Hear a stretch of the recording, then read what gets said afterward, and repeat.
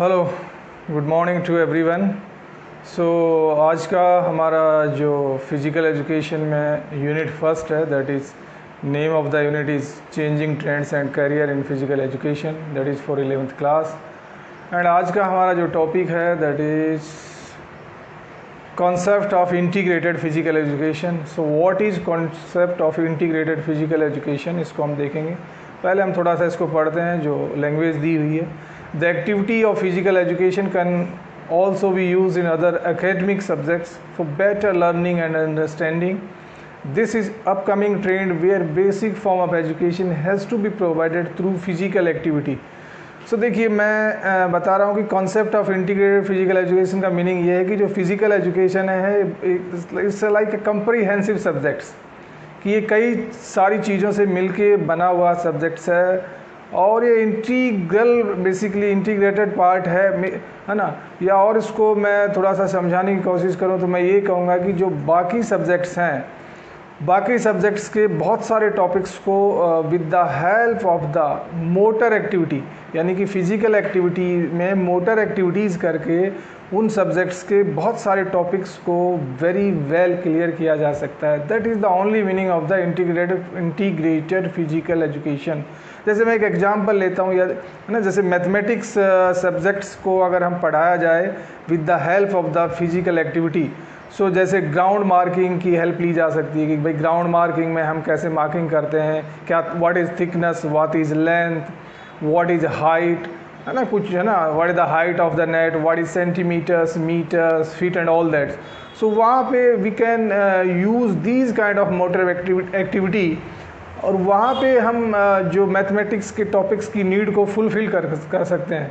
और वो जब एक्टिविटी स्टूडेंट्स करेंगे तो दैट मतलब वो एक लाइफ लॉन्ग सेव होगा उनकी मेमोरी में। दे वोंट फॉरगेट इजीली कि भाई what is centimetres, metre, what is thickness, perimeter and all that's, है ना, what is radius and all that's. So that is the meaning. ये एक सब्जेक्ट्स की बात की मैंने, या हमें फ़िज़िक्स की बात लेते हैं कि फ़िज़िक्स में हम पढ़ते हैं first law, second law, third law, है ना। लॉ ऑफ इनर्शिया जो फर्स्ट लॉ है उसमें बोलते हैं कि भाई an object will remain at a place, मतलब at constant till the time it will be affected by some external force. और एक ऑब्जेक्ट मूव कर रहा है तो it will keep on moving. So वहाँ पे अगर if it takes the physical activities help की, लाइक एक बॉल है, so ball will remain constant till the time the player is hitting that ball, है ना। सो या हम थर्ड लॉ की बात कर रहे हैं तो every action there is equal and opposite reaction होता है। सो जब पुश लेता है प्लेयर 100 मीटर स्प्रिंट में, जब बिगिनिंग कर लेता है, स्टार्ट्स लेता है, ब्लॉक्स पे रहता है, so like he is pushing the block backward where as his body is moving forward when he takes the starts. तो यहाँ पे भी with the help of the physical activities the other subjects can be taught very well, है ना। सो एक upcoming trend है, यही बताया गया है कि भाई this is upcoming trend where basic form of education has to be provided through physical activity. This is the meaning of the integrated physical education. I hope this is clear to you. और आगे बात करते हैं हम, next है principles of integrated physical education, कि जो हमारा इंटीग्रेटेड फिजिकल एजुकेशन है जिसको अभी हमने जाना है, तो उसके प्रिंसिपल्स क्या हैं, है ना। उन प्रिंसिपल्स को देखते हैं। पहले है level of students, next prepare lesson plan, then related examples, easy to demonstrate, consider safety means, fulfil topic needs, encourage health topics and promote moral values and discipline. These are the principles of integrated physical education. We'll see one by one. So first है level of students. First है level of students. So इसमें है कि teachers must know the abilities of students, कि जो teacher है, the teacher has to keep in her or in his mind कि भाई स्टूडेंट्स का लेवल क्या है, स्टूडेंट्स की एबिलिटीज़ क्या हैं, सो दैट जो भी एक्टिविटीज़ परफॉर्म की जा रही है that should be according to the students need, students level. ऐसा नहीं हो कि स्टूडेंट्स का लेवल या तो मतलब लो क्लास है, उनका लेवल डाउन है और आप एक्टिविटीज़ को थोड़ी क्रिटिकल बना रहे हैं, एक्टिविटीज़ हाई है, so that will not be much beneficial for the students. So the teacher has to know the ability of students की एबिलिटी क्या है। So as per the ability of the students the activities to be performed, activities to be arranged, है ना, that is the meaning of this topic. Next, prepare lesson plans. Yes, of course, teacher should make the objective clear in the lesson plan.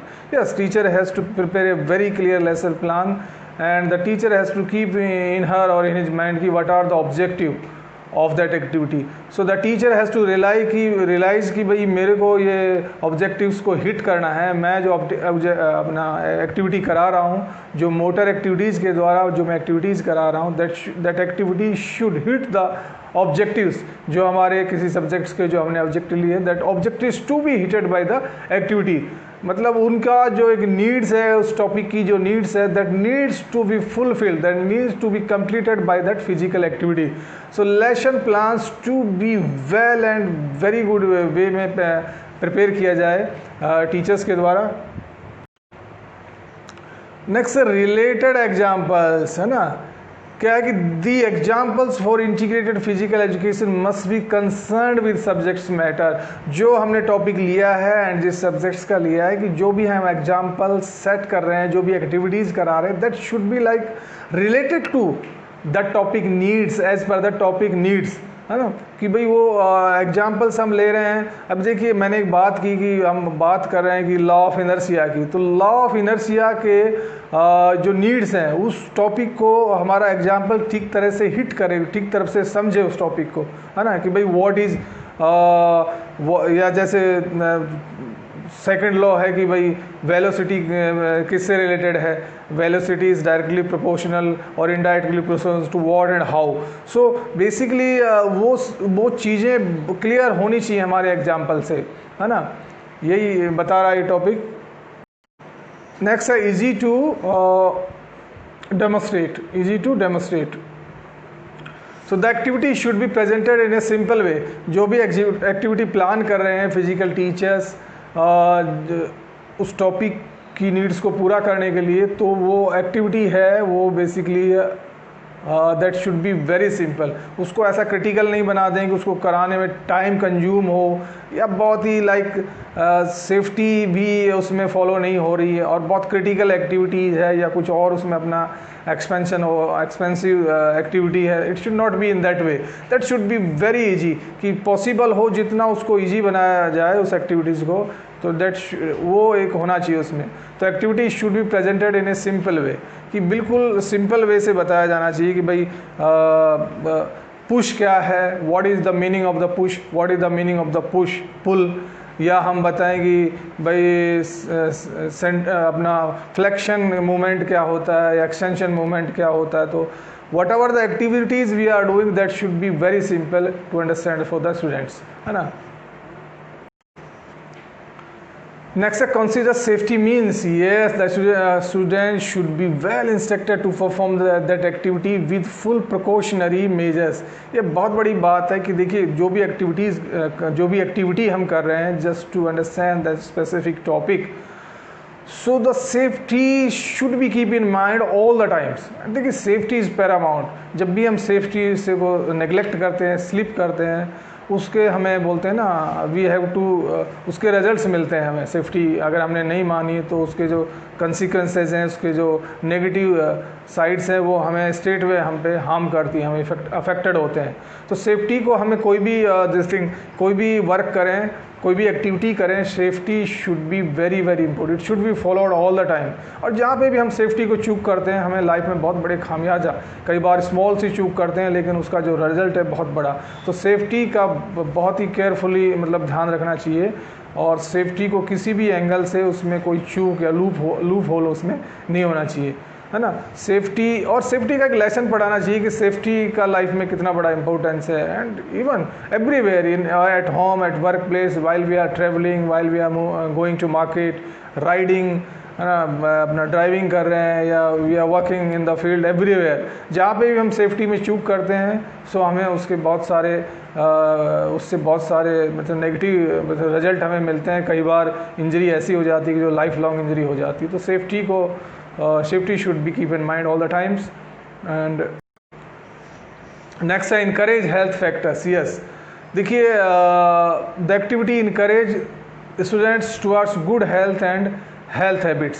ठीक है, topic की needs को fulfil करने के साथ साथ साइमल्टेनियसली बेसिकली जो एक्टिविटी है that should be good for the healthy होनी चाहिए, कि वेलनेस के लिए ठीक हो या बेसिकली साइकोलॉजिकल बैलेंस के लिए ठीक हो या फिटनेस के लिए ठीक हो, या of course because that is the reason why we are taking that activity with the help of the physical education activity।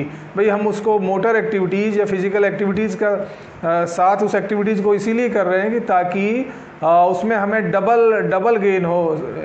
First thing कि we are understanding that topic, second thing कि simultaneously basically we are be like gaining of health benefits.